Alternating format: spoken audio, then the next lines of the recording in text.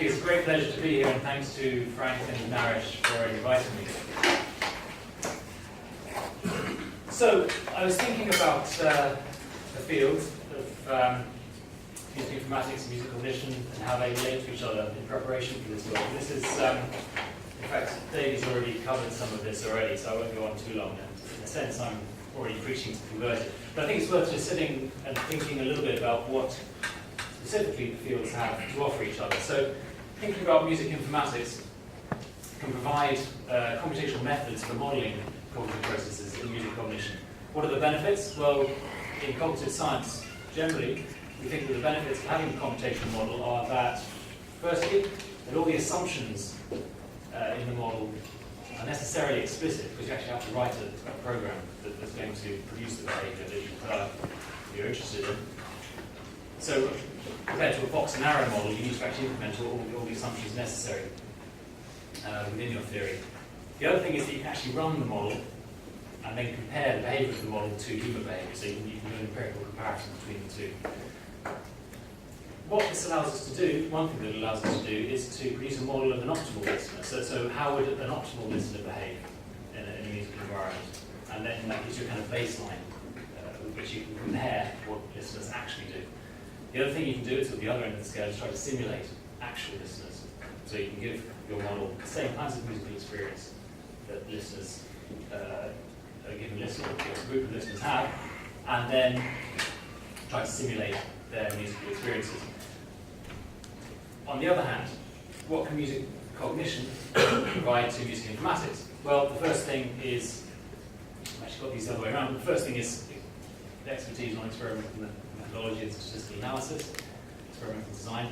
The other thing, though, I think is empirically validated models of music perception. So we can develop more accurate models of the listeners that we're going to be using some of the methods that we're developing in music informatics research. So this is a talk in three parts. The first part, I'm going to talk about some computational modeling that I've been doing over the years.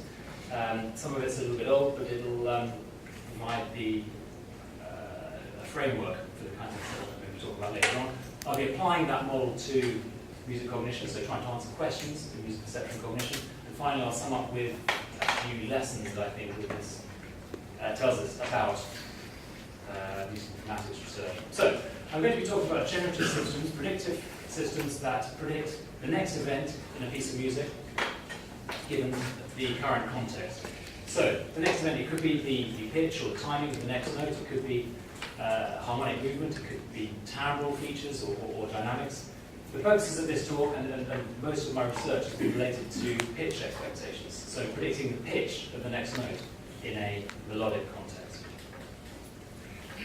So I'm going to develop a probabilistic model of that process of generating expectations, predictions for the pitch of the next note. And I'm going to look at the effects that the context length, the combination of long-term and short-term features, and the kinds of musical feature that we look at have on the accuracy of those pitch predictions. I should acknowledge, to start with, that a lot of this work is inspired by and based on the work of Gerald Conklin, who was my doctoral advisor. And let's get going on the modelling. So, the simplest thing we can do is to build a zeroth order probability distribution. So, we're in a context, musical context, we're trying to predict the 10th note, the pitch of the 10th note in this melody. That's the task that we set ourselves. And the model generates a probability distribution governing the pitch of that note. The simplest thing, as I said, we can do is the first one of these options is to compute a zeroth order distribution, so that there is no context. The problem with that model, obviously, is that its expectations are the same throughout a piece of music, in fact, throughout any piece of music that it listens to. So, we want to give the model a little bit of context so that its expectations vary. We think that will make it a better model. We can give it one note context, in which case it's a first order model. We can give it two notes context, in which case it's a second order model. And you think we would get better models by increasing the length of the context. To an extent that's true, because longer contexts give us more structural specificity. So this context here at the bottom is very specific to that context. However, it may not have appeared very many times in the experience of the model. Therefore, its predictions are unreliable in a statistical sense. So what we really want to do is to combine predictions from high-order models with predictions from low-order models, and then we benefit both from the structural specificity of the high-order models and the statistical generality of the lower-order models. So the system that I'm going to be talking about does exactly that. It combines predictions from high-order models with lower-order models in a principled way that I'm not going to go into right now. There's a question that arises: how long do we make a context? What's the maximum context length that we want to allow? And that's the first question that I'm going to ask. So this is some work I did some years ago now, but the data were 7 melodic data sets from a range of different styles. So I wanted to make sure that the results generalized across styles. And you can see those on the table at the top there. The measure of performance is the average information content of a training set. So let me unpack that a little bit. The model produces a probability distribution at each point throughout the melody, and that means that each note that happens in the melody has a probability of occurrence according to the model. Right. So, we train the model on the training set and test it on the testing set. If the testing set is very probable according to the model, then we think that's a better model than one for which the testing set is improbable. Now I'm actually going to be using information content as a measure of performance, which is the negative log probability, as most of you will know. And that means that we're actually looking for low information content, which means that the testing set is very predictable according to the model. And what I've done here is you can see the sizes of the trains. So I actually use clinical cross-validation as a measure of performance. So these are the results looking at different global order bounds on the model, and you can see that we get the best performance, i.e. the lowest information content, average information content, with an order bound of 2. You don't need to worry about the different lines for now. So that's fine. But it turns out, if you've looked at it in more detail, that the best order bound actually varies between the different data sets. So it's not an absolute property that we can determine a priori. It depends on the data. So another way of doing this is, rather than determining an absolute order bound, is allowing the maximum order to vary depending on the longest matching context that the model finds in its history. And that's called a variable order Markov model. So the length of the longest context varies depending on where the model is in the melody. And the results demonstrate that actually improves performance. So that's the best average performance of a model with a global order bound of 2, and that's the best performance with unbounded orders. So that improves the performance of the model a little bit. Okay. The next thing I'm going to talk about with this model, the next way of optimizing the prediction accuracy of the model, is to add what's called a short-term model. So for now, I've been talking about what we call a long-term model, which is a model that's trained on a large corpus of music, and we think that this probably reflects, the intention is that this reflects long-term exposure to musical structure. So these are kind of schematic influences on prediction performance. But we can also introduce what we call a short-term model, which picks up local structure and statistics that are particular to the piece of music you're currently listening to. So if there's repeated phrase structure, for example, motifs within a piece of music, this model will pick up on that. So it starts out empty, it learns incrementally throughout listening to a piece of music, and then it's discarded once that listening episode is over. The outputs of the two models, so they both produce probability distributions. We can combine them in a principled way, which I'm not going to go into now, and that produces a final resulting probability distribution. And the results demonstrate that this also improves prediction performance. So That's the prediction performance of the short-term model on average. So that's the average information content per node.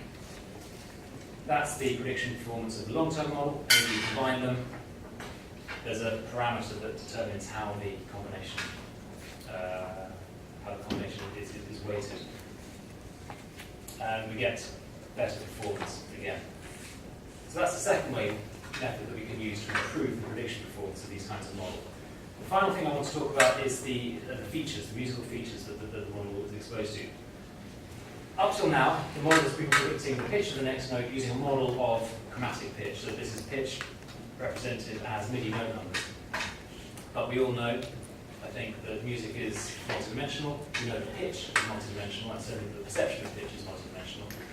So we want to give our model the ability to represent more abstract representations of pitch than the MIDI note number, absolute pitch.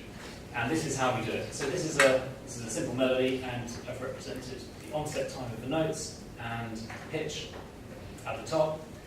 And then in this set of rows here, we can derive features from that musical surface. One of them is pitch interval, so the interval in semitones from the previous note, and you'll see that it's undefined for the first note in the piece of music. Another one is this one, which stands for chromatic pitch interval from reference. It's scale degree, chromatic scale degree, effectively, in semitones from the tonic. This one is what we call a linked feature. These features, following the work of Dal Conklin, we also refer to them as viewpoints, but you can think of them as features. This one is a linked feature which represents two aspects of the musical surface, in this case the pitch interval and the interrupted interval. And the elements are just pairs of those two attributes. Okay. So we want to use these features to improve the prediction performance of the model. And so what we do is we train models over those features, over those representations of the musical surface. We then need to combine the output of those models in some way. So that's that bit. We train the models. Then we need to combine them. So we convert the distributions produced by those models back into distributions over pitch. And again, that can be done in a principled way. So then we can combine them in exactly the same way that we combine the output of the long-term and the short-term model into a final prediction. So this is a kind of schematic of the way that the combination works. We have different viewpoints, different features being predicted for the long-term model on your left and the short-term model on your right. Those are combined into a single distribution. So we have two distributions for the long-term and short-term model, and then those are combined into a final prediction. So the question remains, which features do we use? And we can use, we can either supply those by hand, so we can specify them, or we can use a kind of a search through the space of possible viewpoint systems, sets of features, to optimize prediction performance. And that's what you see here. So again, I'm not going to go into what these individual features mean, but what I want you to take away from this is that by successively adding, so this is a hill climbing essentially through the space of possible feature sets. So it's a greedy algorithm, it just adds the feature that improves performance most at each step, at each stage. And you can see that the prediction performance is improved quite substantially by adding derived features to the model. Okay. So we have an optimized model, predictive model of music, and it's a variable order Markov model with an unbounded maximum order. It combines long-term and short-term predictions, and it uses an optimized set of features or viewpoints. And all those three things improve the prediction performance and prediction accuracy of the model. We sometimes call this model idiom, which stands for Information Dynamics of Music, after the two of the grants that we've used it. So that's fine, but to what extent can we use this model to understand human perception and cognition of music? and we're going to look at expectation. So the human capacity to predict what's going to happen next in music. And some of the grounding for this work comes from these two fellows, Edward Hanslick, an eminent 19th century musicologist, and about a century later, Leonard Mayer, writing actually not in his book, but in a paper published a year later, in which he applied a probabilistic interpretation to some of the ideas from emotion and meaning in music. And particularly Mayer, I think, sets the ground for this work when he writes, once a musical style has become part of the habit responses of composers, performers, and practice listeners, it may be regarded as a complex system of probabilities. And out of such internalized probability systems arise the expectations upon which musical meaning is built. Okay, so we want to try to fill in some of the details of that account. We have the probabilistic model, but we need to determine next the extent to which the model output actually does predict listeners' expectations. So the model produces at each step of the way a probability distribution which governs the pitch of the next note. We can look at other features, but I'm going to focus on pitch for purposes of this presentation. We can do lots of things with that output. One of the most obvious things to do is to look at entropy, the entropy of that distribution, as a measure of predictive uncertainty. So the entropy is maximum when the model is maximally uncertain about what's going to happen next. So every possible continuation is equiprobable. So it has a flat distribution, if you like. Entropy is minimized when one possible continuation has a very high probability and all the others have a very low probability. So we can look at entropy as a model of listeners' uncertainty about what's going to happen next in music. The next thing we can do, once the next event actually arrives, it'll have a probability of occurrence according to the model. So we can look at that probability, or actually the information content that I introduced before, as a measure of unexpectedness, as a model of listeners' unexpectedness. So I'm going to start with information content as a model of unexpectedness. And the first thing I did when I started thinking about this was to look at previous data sets that have been collected on expectation. This was a data set collected by Lola Cuddy, who had 8 two-note contexts, and each of which could be followed by 25 probe tones. And what you see in the plot, in the scatter plot, are 200 data points corresponding to each of those stimuli. On the y-axis, you will see the average expectedness ratings of 24 listeners, averaged across 24 listeners. And on the x-axis is the ranked information content of the model. And you see that there's a pretty good correspondence between the two. In this work, I've compared, so you can see the statistics here, I've compared it to another model of expectation developed by Eugene Nama called the implication realization model. And particular incarnation I've used here is the two-factor model developed by Glenn Schellenberg.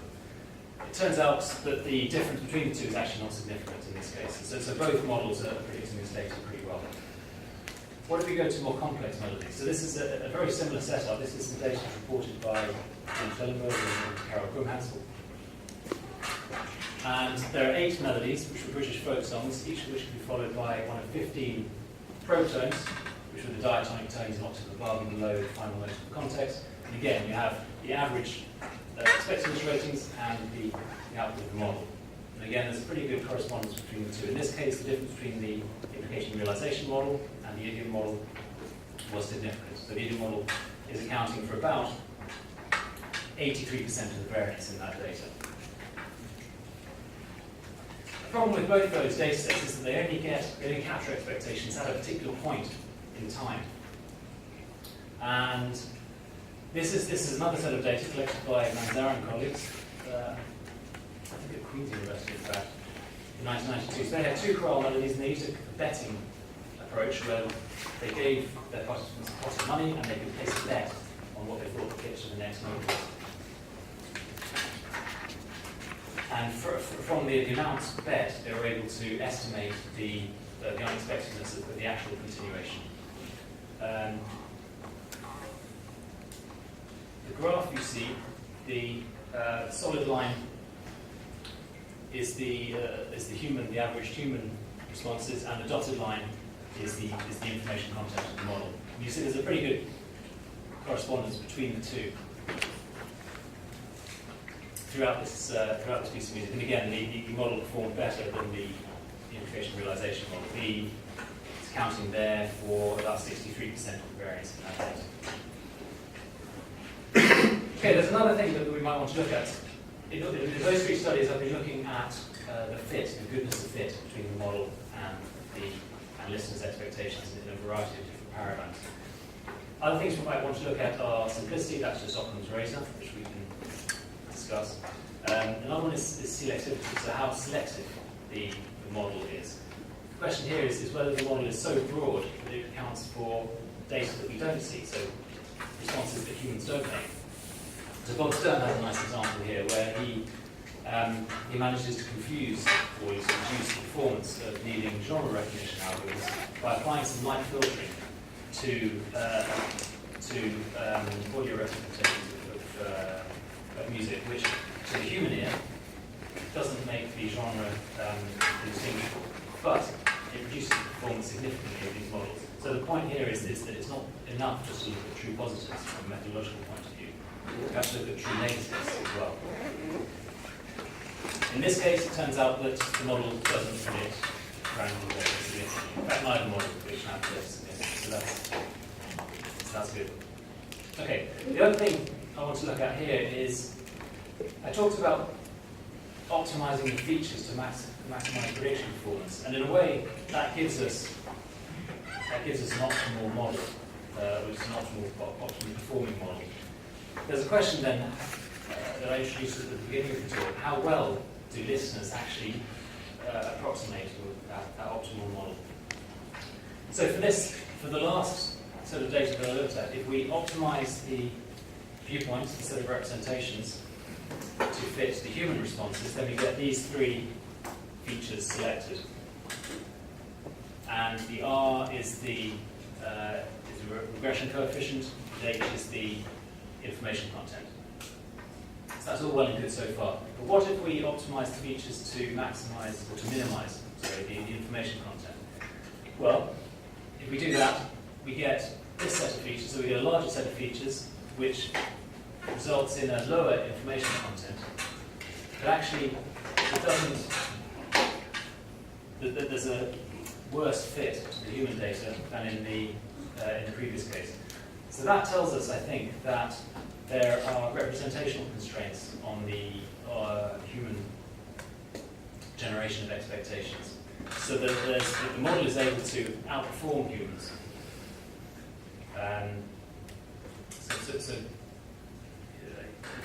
The listeners are not achieving the performance of the model in this case, presumably because there are constraints on cognitive representation.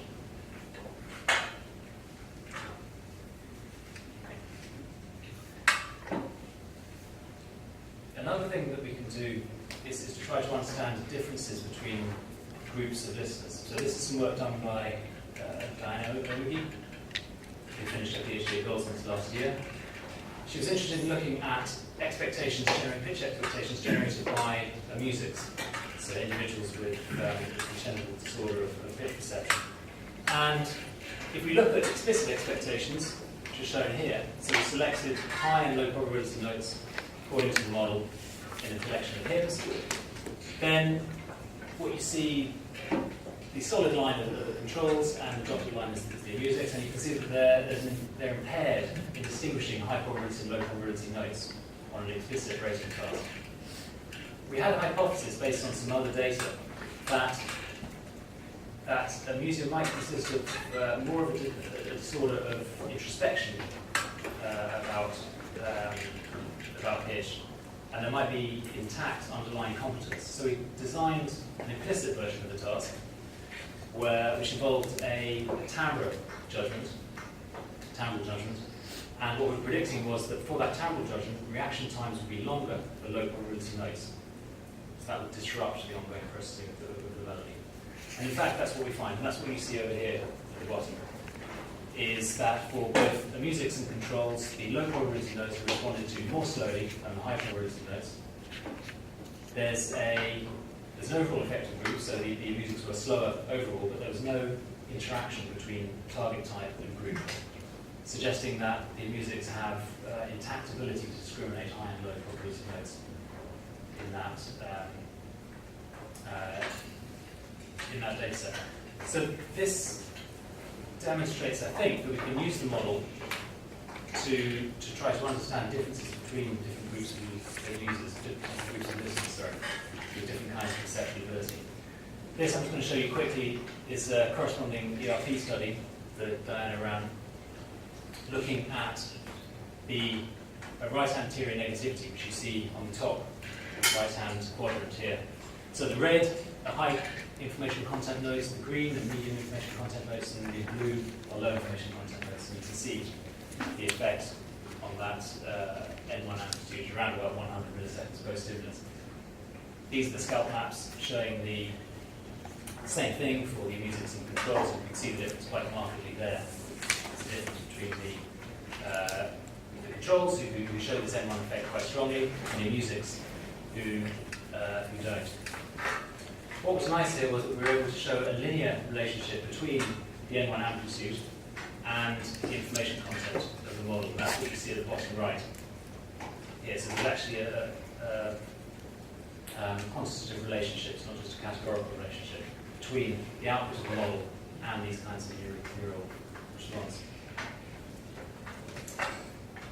Okay, so that's all been about using information content as a model of listeners' unexpectedness. What I'm going to turn to now is the question of whether entropy predicts perceptual uncertainty, and this is a set of experiments run by Pearce, a PhD student in Aarhus.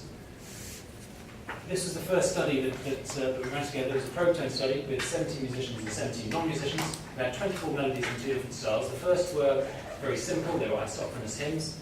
The second set were melodies from Schubert Lieder to a much more complex style. We had 12 melodic contexts that ended in high entropy, so the prediction was for a high entropy continuation, and 12 that had a low entropy continuation. So for those 12, the continuation was more certain than for the high entropy context. Each of those contexts could be followed by one of 9 continuation tones, and listeners rated the expectancy of those tones. So it's a classic probotone study. What we did that was a little bit different was we took those ratings, we normalized them to sum to 1, and then we computed the entropy of that quasi-distribution. We call that a measure of inferred uncertainty. So it's a measure of how uncertain listeners were about what was going to happen next.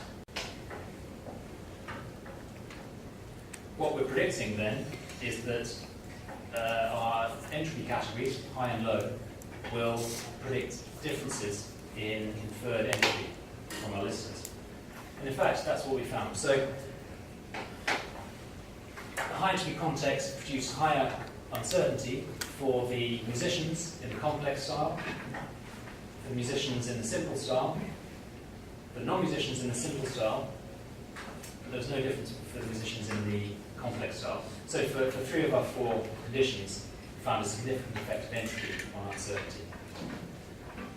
That's just a plot showing the linear relationship between model entropy on the x-axis and inferred uncertainty on the y-axis.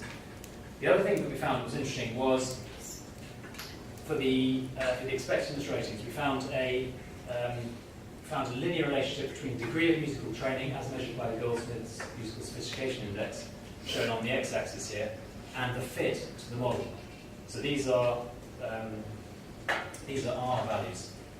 So that suggests that there's an effect of musical training such that individuals with a lot of musical training have more accurate expectations, if you like, in the sense that their expectations are more in line with the model's predictions, with this kind of optimized model.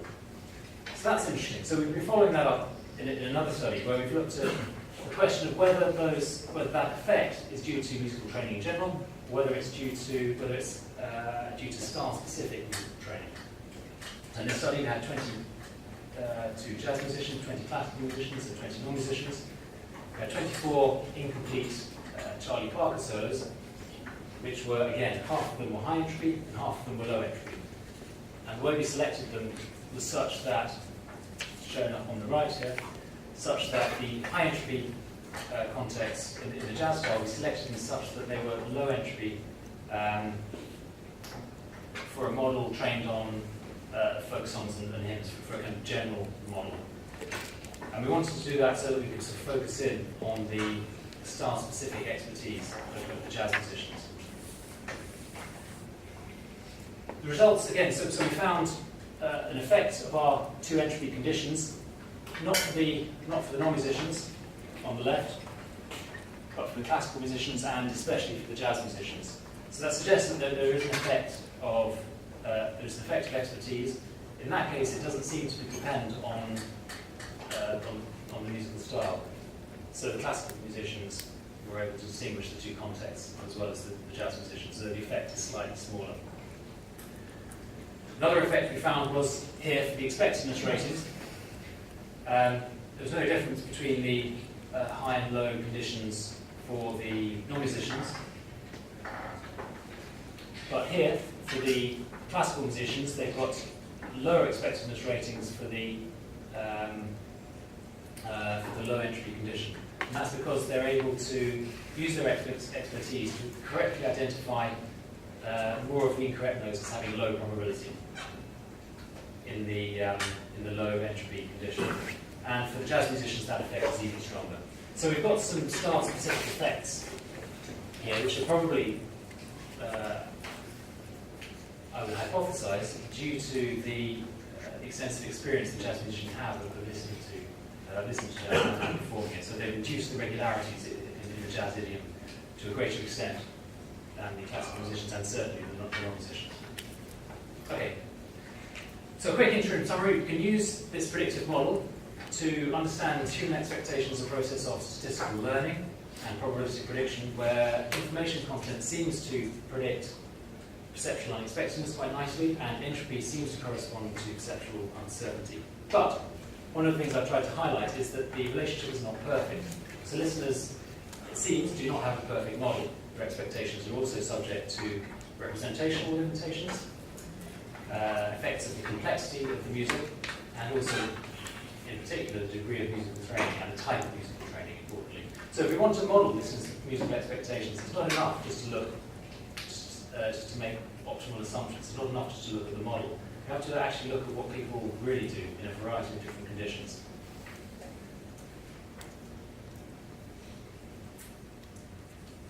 Okay, so what implications does all this have for music informatics research? Going back the other way now. Expectations is a central topic in psychology and in music psychology, but it's not one of the key tasks that we think of in music informatics.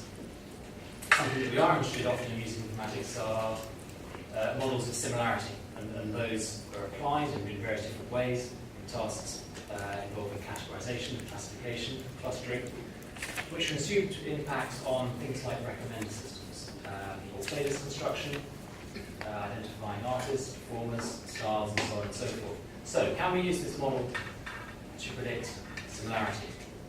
It turns out we can, so that there's a thing called normalized compression distance, which effectively, that's the equation, but effectively what you do, you build a model on one piece of music and use it to predict another. And the lower the information content of the second piece of music, the more similar those two pieces of music are. And you do it vice versa, and then take the average. That's the normalized bit. This is related to transformational models of perceptual similarity that are becoming popular now in cognitive science over the past 10 or 15 years. People like Nick Chater and Ulrike Dahan. So, to test the system as a model of perceptual similarity, I used some existing data collected by Daniel Mullensiefen and Klaus Frieder in 2007. They had 23 musically trained participants who made similarity ratings for the melodies of 14 Western pop songs, and they had 6 variants of those pop songs which introduced various different kinds of error systematically. So that gave them 84 pairwise comparisons averaged across participants. So looking at that data and comparing it to normalized compression distance, we get a really nice relationship between the mean perceived similarity on the x-axis and the normalized compression distance from the model on the y-axis. So we have a model not just of computational similarity, but of perceptual similarity, so listening similarity. So similarity is an important task, but studies of playlist evaluation suggest that users value variety as well as similarity. So there's a kind of optimal level of similarity that we need in recommending music in a given context. Personal preference and familiarity are also important. And Valerie gave a nice little talk, mini talk, and I'm looking forward to her poster, suggesting that we can improve music recommendation by looking at user characteristics. So there's more to music recommendation than similarity, is the point. And I think one of the things we need to do is rather than just looking at similarity between pieces of music, is to start thinking about why people enjoy listening to music. And one primary reason that people often give is the effect that music has on our emotion. We use music all the time for mood regulation, for example. And this, I think, in recent years has led to growing popularity of music emotion recognition in music informatics, where typically researchers follow the approach taken for genre recognition, i.e. you define a set of ground truth data, and then you train a classifier to predict that data. So this is some work done by a PhD student in our lab, Jürgen Song, who collected emotion tags from Last.fm, which is an online radio station, and then conducted a study with human listeners of perceived and induced emotion in response to clips taken from these songs. And one of the things he found was that this shows the percentage agreement of participants' ratings with the tags, which were happy, sad, relaxed, and angry. And you can see that the agreement is relatively low. It's significant in some cases, but it's still pretty low. So that suggests that if we take this kind of approach, i.e. we take a set of corpus of tagged data and then try to build models that predict it, we're sort of shooting at the wrong target, in a sense. One of the things I think that's wrong with this approach is that emotion is not necessarily, emotional labels are not something that you can necessarily attach to a piece of music. Emotion is something that varies on a timescale that's shorter than that, something that varies throughout listening to a piece of music. And so that's something I'm going to talk about a little bit now, just to bring the talk back to the things we were talking about at the beginning. So, going back to Hanslick and Mayer, the reason they're interested in expectation in the first place is because they think that expectation is a process that can help us understand why music is enjoyable, why it provides satisfaction, and even in Mayer's case, how it provides meaning. So I'm going to talk a little bit now about a study that we've done very recently, looking at relationships between expectation and emotional processing of music. This is work done by Hauke Egerman in McGill, not too far away, who conducted a live concert experiment with 50 participants. We had 6 pieces for solo flute, which you can see there. So they ranged in style from Baroque to quite difficult 20th century pieces. And he collected 2 kinds of behavioural data. The first was arousal and valence, measured on a 5-point scale, and the second one was expectance ratings. So 25 were doing the emotional ratings and 25 were doing expectance ratings. He also took physiological recordings from all participants, including skin conductance, heart rate, respiration rate, and facial EMG. So this is quite a monumental study, you can imagine. This is an example of the setup. This is density 21.5 by Pearce, and so we ran the model, the idiom model, on a MIDI file of a piece of music to get the information content of each of the notes, and that's what you see at the top here. Because the physiological measurements vary on a longer time scale than the note-by-note time scale the information content varies on, we segmented it into motifs and then averaged the information content over those motifs, and that's what you see on the second level there. The third level shows the group mean of the expectedness ratings of the listeners, And then the fourth one shows the change in the group mean averaged across the same musical motifs.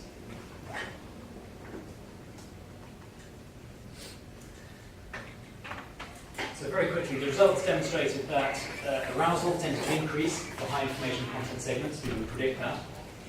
Valence, it turns out, for this particular set of data, was lower for the high information content than for the low information content, which was interesting. That surprised us a little bit, but it's probably something to do with the complexity of some of these pieces of music.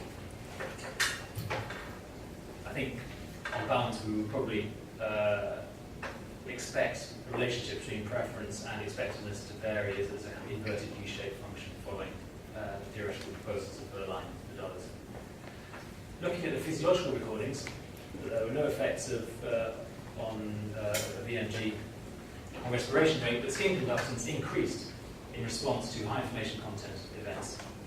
Which you can see there, again, that corresponds to the increase in physiological arousal. Heart rate decreased, which we interpreted as a kind of freeze response to high information content events.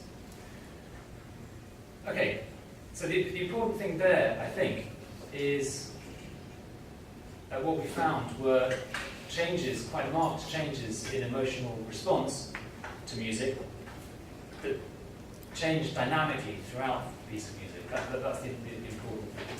And that they can be predicted, they were a predictable function of a probabilistic model of the musical structure. And that takes us back nicely to this sort of final part in the puzzle set out by Hanslick and Mayer, predicting the emotional response to music as a function of probabilistic models of expectation. Okay, going back right to the very beginning of the talk, hopefully I've given some examples of the kinds of impact that the computational models that we develop in music informatics can have on music cognition. So the model that I described at the start of the talk is the kind of foundation of all the research, the behavioural and neuroscientific research that I've described since then. The optimal listener gives us a benchmark, but we've seen that listeners, they don't reach that level of optimality necessarily in all cases. So there's an interesting question under what conditions listeners are able to behave optimally. Going back in the other direction, looking at the impact of music cognition on music informatics research, I think what we need to do particularly is move from predicting static ground truth data sets with labels for entire songs to modelling actual musical listeners. So I think we need to focus on actual aesthetic experiences to music, and that includes emotion, but it's not limited to emotion. And we need to look at dynamic changes throughout passages of musical listening. Finally, I think we need to look at the impact of the user, and I'm encouraged to see that this has been mentioned already, I think 2 or 3 times in this workshop, including stable dispositions, so things like personality, perhaps musical training, so on. The current state of the listener, the current mood, the goals, the motivations, ambitions, and the surrounding context, be that social context, it could even be the climatic context. And the impact that those kinds of things have, those kinds of aspects have on our experience of music in an individual setting. I'm going to stop there. I want to say thank you to all my colleagues, collaborators and students who've helped me out with all this research, to the UK Engineering and Physical Sciences Research Council who fund my research, and I'd like to thank you for listening. Thank you.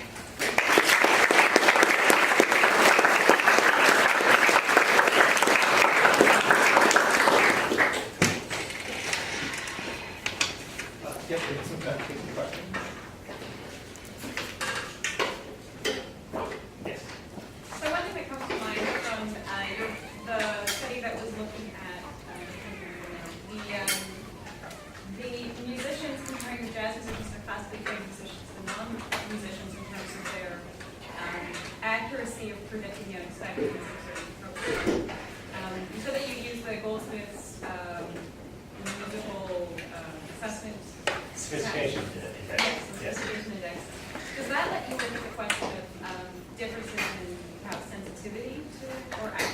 of learning, it's quite likely that the musicians, regardless of a discipline, have the disposition to learn these kinds of rules, and which would then help with their profession. And so is that a factor you could pull out from that assessment? So there are various different subscales to the questionnaire. The ones we used were just to do with musical training, so not really. It has questions. It's a nice questionnaire. They thought very hard about it. It has things like at the peak of your practice, how many hours a week were you practicing? So it kind of has quantitative questions like that. There are questions that are more to do with musical experience. But we can use them in the research.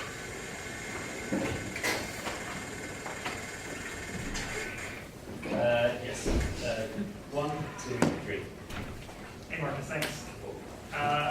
My question was, since you were bringing up the 1957 article, you framed your discussion with CogMIR's 1957 article. It made me think that while Meyer does point out this idea that you can tie sort of generating expectations of meaning to probabilistic thinking, he also sounds like quite a strong note of caution at the end of that article, where he comes up with a set of different musical characteristics that kind of defy probabilistic reasoning. And I just wondered if you'd expound on his points, and would you completely disagree with that? For instance, I remember one point he came up with was that at various architectonic or hierarchical levels, the same probabilistic thinking won't hold true. So at one level, a certain set of probabilities for a certain set of viewpoints will hold. But the next level, that's not necessarily the case. So I was wondering what you thought about that idea. Yeah, it's interesting. There seems to have been a sort of transitory phase in my thinking. He picked it up and then seemed to move on quite quickly. And in fact, that's reflected in the work, early work on the probabilistic modelling of music, which was quite a lot of enthusiasm in the 60s and 70s, and then it was dropped. And I think that's probably because the models were not sophisticated enough actually to generate good enough results at that point. The question about levels of hierarchy, yes. I mean, all the research that I've been doing is very local. In effect, there's not much hierarchy in the models that I've been talking about, and that's something that's a limitation. The question of whether you can apply the same kind of probabilistic analysis at hierarchical levels, whether it's, I mean, it doesn't necessarily need to be the same probabilistic analysis. I think is an open question. But it's a good idea actually to go back to that article and look at some of these concerns. I'll do that, thank you. Yes. I think these models are on the right track. When a strong organization, the system uses that to predict the next state. When that organization is not there, it uses capabilities. It seems that we've integrated those things into the model at the same time. Is that fair? I think so. So if I understand what you're saying correctly, so when the model has a context that allows it to make a strong prediction, a strong Like a long time sequence, like a repeating melody.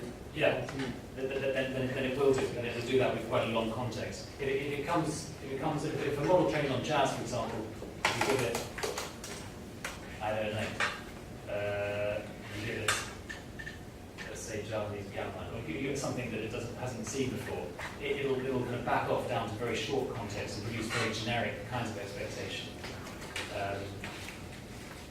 Is that what you're getting at? Sort of, yeah. I think in terms of how much structure there is, how much repeating structure there is in the analysis itself, can either drive that sort of model towards relying on a long sequence prediction versus a short sequence probabilistic prediction. Yeah, absolutely. I have a second question. So these are pitch predictions. Do you deal with the timing of notes also, sort of identical structure, or? Yes, but it's something I've only started doing relatively recently, and then the system seems to work. So it's accurately predicting some aspects of rhythm perception. But my feeling is that the temporal expectations work in a slightly different way. to pitch expectations. In that there's you have the whole idea of meter, which I think doesn't work in such a sequential way. If you like, it's more of a kind of oscillating kind of approach that's necessary there, I think. But yeah, we've started to look at some aspects of the exception. Yes. So you said that it would be a really good thing to have more background information on the annotated data sets that are out there from the people who read the annotations. And one of the steps to do that would be like have more people have annotated these data sets, right? Have more than one person. Right? A lot of MIR data sets, there's only one person annotating like all the Beatles data. So there's this data set, the Salami data set, that has annotations from 2 different people for songs. And I think the Salami people are here. And this data set has been published like 2 years ago or 1 year and a half ago. And researchers at MIR still don't know what to do with 2 people annotation. They're like, oh my god, 2 people annotate that? What are we doing with this? You know, and I would like to know what would be your point of view on that. Like, and what would be a nice step to do if we would have a data set and for each song we have 10 different annotations from 10 different people. What would be a good strategy to do that? Yeah, so it's a great question. It's a good question because I've been talking to Jordan wherever he is about exactly this question.